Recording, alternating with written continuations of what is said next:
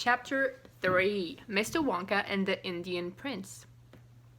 Prince Pondicherry wrote a letter to Mr. Willy Wonka, said Grandpa Joe, and asked him to come all the way out to India and build him a colossal palace entirely out of chocolate.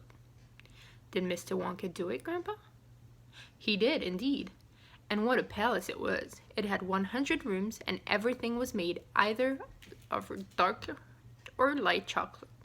The bricks were chocolate, and the cement holding them together was chocolate, and the windows were chocolate, and all the walls and ceilings were made of chocolate.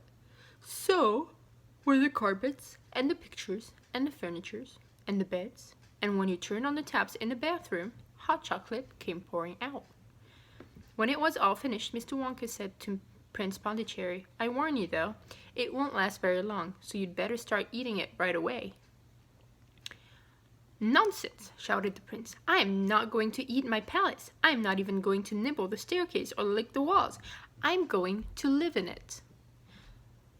But Mr. Wonka was right, of course, because soon after this, there came a very hot day with a boiling sun, and the whole palace began to melt, and then it sank slowly to the ground, and the crazy prince, who was dozing in the living room at the time, woke up to find himself swimming around in a huge brown sticky lake of chocolate.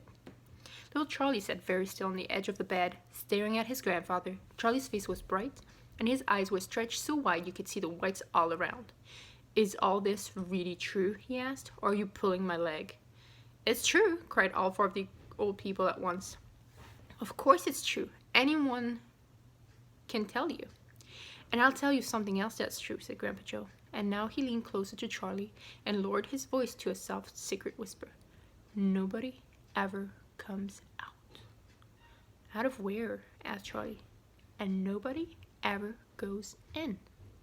"In where?" cried Charlie. "Wonka's factory, of course." "Grandpa, what do you mean?" "I mean workers, Charlie."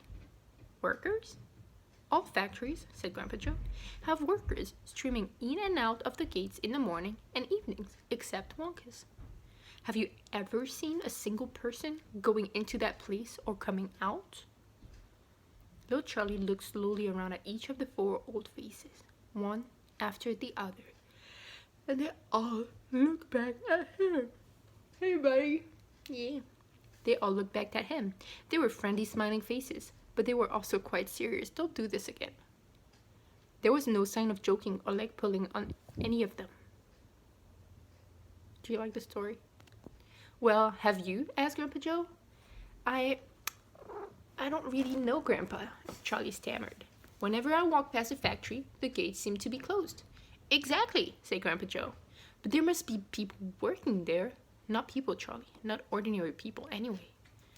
"Then who?" cried Charlie. "Aha, that's it, you see. That's another of Mr. Willy Wonka's cleverness." "Charlie, dear," Mrs. Bucket called out from where she was standing by the door, "it's time for bed. That's enough for tonight." "But, Mother, I must hear." "Tomorrow, my darling." "That's right," said Grandpa Joe. "I'll tell you the rest of it tomorrow evening."